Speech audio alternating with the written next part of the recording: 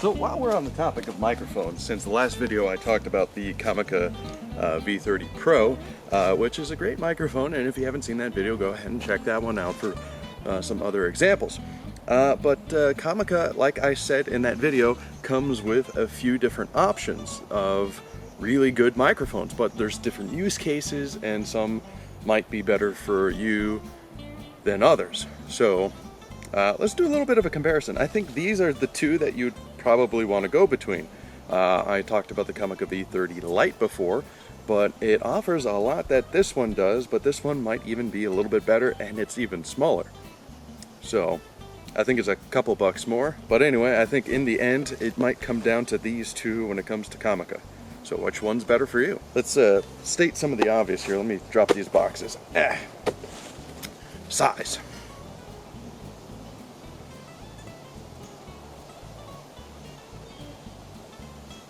I mean, they're massively different. Now the mounts are exactly the same size. They will fit on any camera and they're made exactly the same. The shock mounts are a little bit different. Now, the shock mount on the V30 Pro kind of is very tight around the foam, and I found that in some of the footage, depending on how much movement what there was, sometimes you could hear the foam touching the shock mount a bit and rubbing it around a little bit. This one doesn't suffer from that problem. It is completely free from touching the shock mount at all, which is a nice feature. But this one does have its inherent properties of being a bigger microphone and having a little bit more range. But it also, like I said before, with the windsock, both of these do come with wind filters, by the way. These are the standard foam pop filters. Both of them come with that, but with this one, if you're using a micro four thirds camera and shooting wide, or just shooting wide in general, and the lens happens to come before the micro, you're gonna see it, and that's a problem. However, that is not all the cases you'll find with it, and with the foam filter, you still won't see it. So there is that. But as for weight, this is just about a quarter of the weight of the V30 Pro. It's like 114 for this, and then 34 for this. That's by weight, this is about as much sugar as there is in a serving of Coke. That is the weirdest comparison. Anyway, now as for the sound, we're gonna compare them side by side for the audio. Right now I'm using the audio from the camera mic, and that is a terrible microphone. So obviously everything is going to be an improvement from there. So let's talk about some of the actual comparisons. Okay, so the both of them are cardioid microphones. Now you can see the puller pattern on the front of the boxes. Let's get that close. Okay, so on the front of the boxes, you can see that the puller patterns are, in fact, a little bit different. Now, on the VM10, the pattern is a little bit wider. It has a little bit of a wider spectrum, but this one has a little bit of a pattern behind it, so you'll be able to pick up a little bit more audio from behind than you would on the VM10. So the V30 Pro will pick up a little bit from behind, but this one has a wider spectrum in the front, if that makes any sense. But you can see their patterns on the boxes there. The frequency range on the V30 Pro is 40 Hertz to 20,000 Hertz. Okay, and on the VM10, we have 80 Hertz to 16,000 Hertz.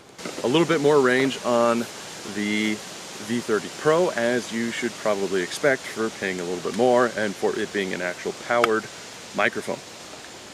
I failed to mention that the VM10 does not require power. It's just plug and play, and it also comes with an included wire that's a little bit separate for smartphones, if you still have a smartphone that has a 3.5mm jack. The prong is different, so for the phone it would have these 3 notches instead of the 2 for your regular camera. On the VM10, the smaller one, you will not have different channels to flip between as far as, you know, low cut filters or extra decibel ranges or anything like that. You don't have those options. Though in the review for the V30 Pro, I didn't see much of a difference when flipping those switches, so maybe it doesn't matter to begin with. The max SPL for the V30 Pro is 114 decibels, and on the VM10 the max SPL is 100 decibels. The dynamic range on the VM10 is 100 decibels, and the dynamic range also on the V30 Pro is 100 decibels, so exactly the same. Signal to noise ratio is 78 decibels on the V30 Pro. Signal to noise ratio on this one is slightly greater than 58 decibels. Yeah, and those are the on paper differences between the two compared, you know, side by side. That's nice and all, but what do they sound like? Well, let's pop them in.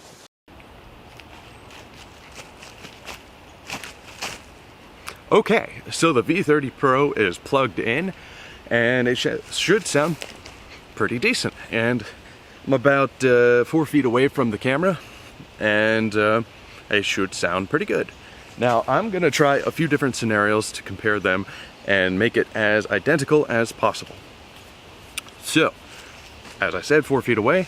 Let me walk another, I don't know, 25 feet and see how good I sound. 25 feet away or so. How do I sound? Not sure if I am still audible or not. Probably am. I mean, it's a good microphone.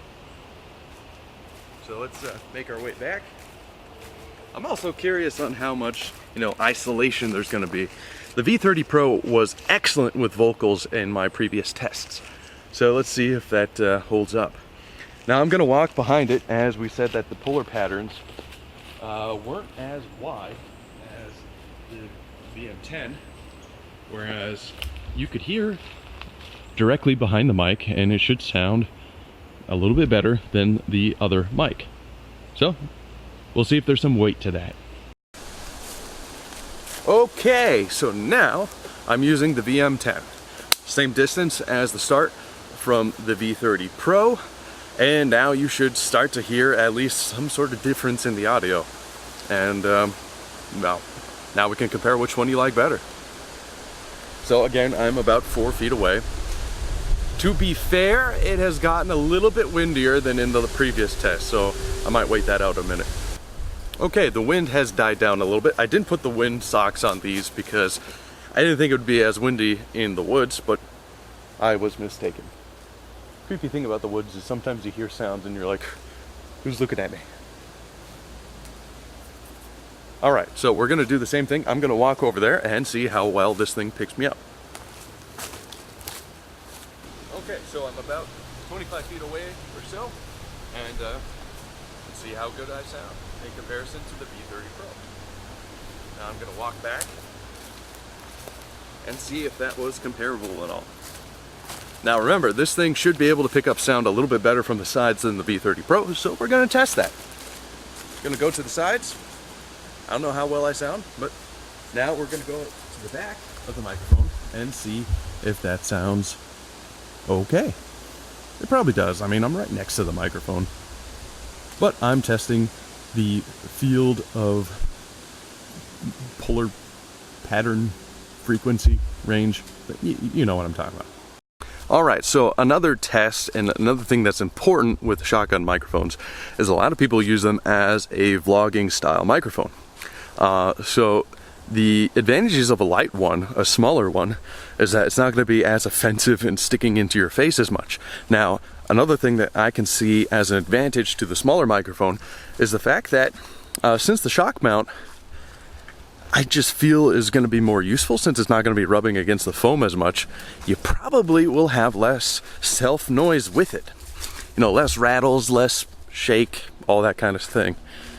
And it just adds less weight to the whole camera system. So I think that this microphone might have a pretty clear advantage to that. Again, I'm walking around, you know, everything's shaking pretty good. I think this is a good test. Now let's turn it around. Walk with it. If you were to change direction, say you were going to be running around looking, talking to people, that kind of thing, and you still want to be heard from behind the camera, well, that's what this would sound like. Alright, let's go switch it to the V30. Okay, so I've switched it to the V30 Pro. I have no extra settings on it. You know, it's not the extra 10 decibels and no low cut filter. This is pretty much stock settings the way that I would have tested the other one. Now, I've tried this before and I like the sound that the V30 Pro gives to vocals. I think it does a great job in that. We'll see how they compare, but I did notice that sometimes I heard such rattling from the microphone. But, you know, that's what a comparison test is for. So I'm just gonna keep walking through the woods. Let's adjust this frame rate a little bit. There we go. It's getting a little dark in here for some reason. Just, you know, walking around. And just like we tested on the other microphone, we're gonna flip this around and see what it sounds like when moving around, having the microphone facing away and just walking and talking. I live next to a pond.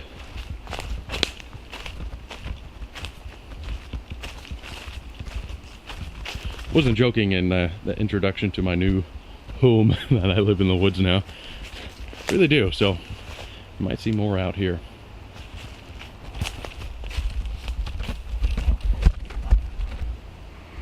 Anyway, so that was my subjective test between the two microphones, and I mean, honestly, both are great microphones and great at what they do. I think there's like maybe a $10 difference between the two, so it's not massive in that way. So in the end, it's about light versus bulky more than strictly price. So let me know which one might suit you better. Links are in the description, and I'll see you in another video. Oh, and this is probably gonna be my last microphone video in a while. I've done too many of these. A lot of people send me microphone stuff, and I think I've covered my bases for microphones, and until something new and interesting comes out with them, which might be a while, I think I'm gonna hold off and stick to more interesting topics to me anyway. Now, how do I get home?